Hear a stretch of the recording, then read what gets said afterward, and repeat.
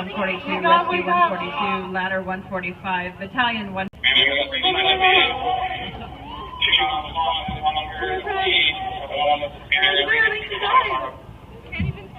We're driving and we got in a crash. We came from prom. Okay. Yeah. Hold on.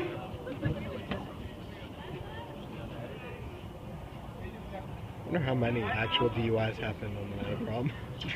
You videotaping this? Yeah, I know that there are. Man, he's focused up on the girl in the fucking like pink dress. Don't curse. This is for my little brother. Come on, Dave. I'm so sorry.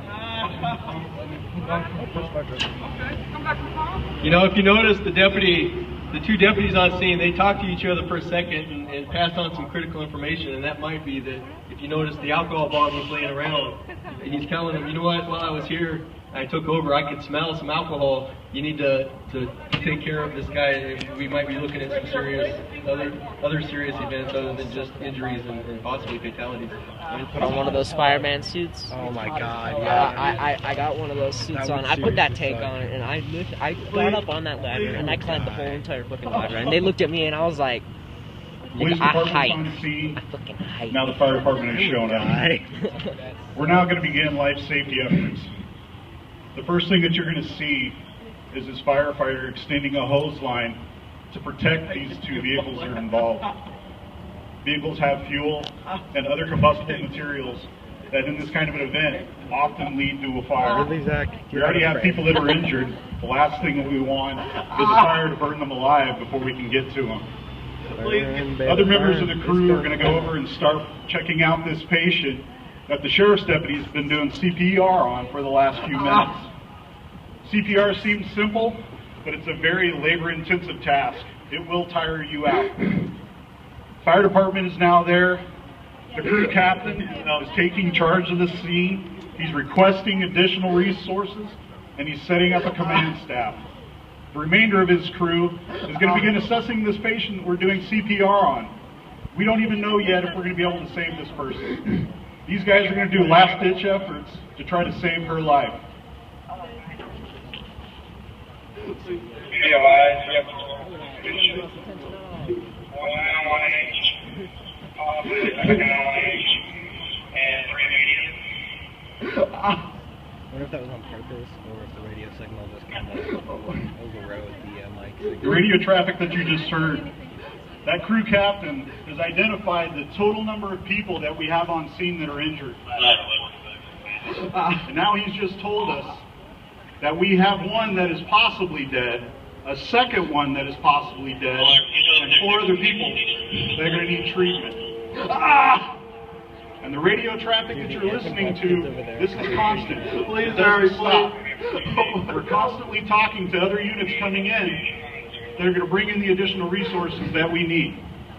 We've identified now that this other vehicle with the other patients still stuck in it, we can't get them out by any other means other than cutting this car open like a tin can. So now we're going to get that set up.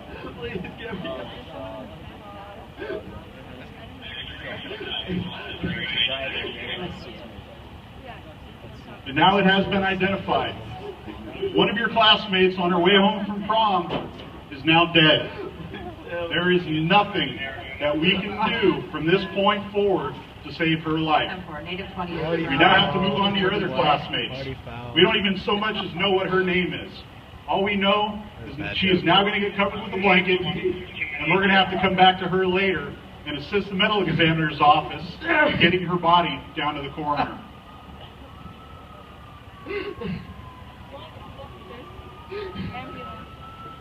You see it out there, so if you want to see the lights.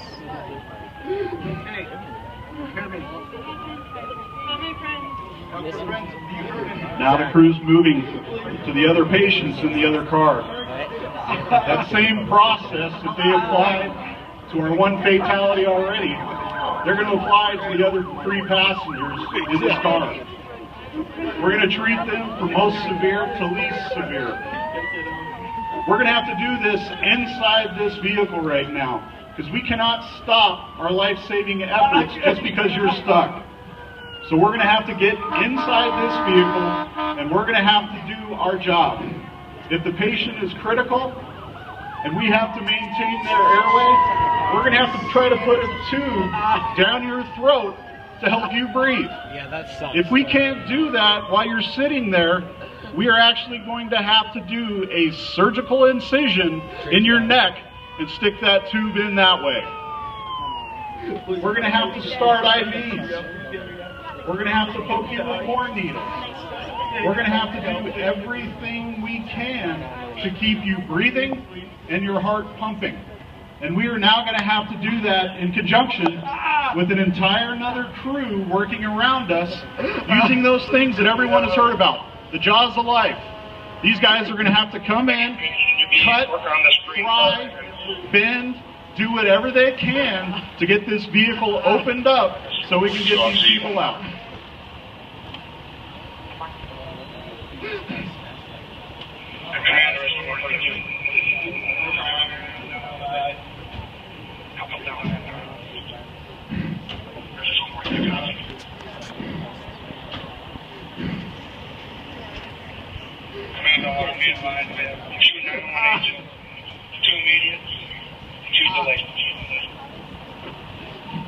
You just heard another radio communication that the captain just had. You now have a confirmed second classmate from your school that is now dead as well. Coming home from prom, which should be a wonderful event. This student is now dead as well. Again, we have no idea what the student's name is. That's not our point right now. But the fact is we're going to have to come back to her. We're going to have to help the ME's office process her body, load her into a van, and drive her downtown.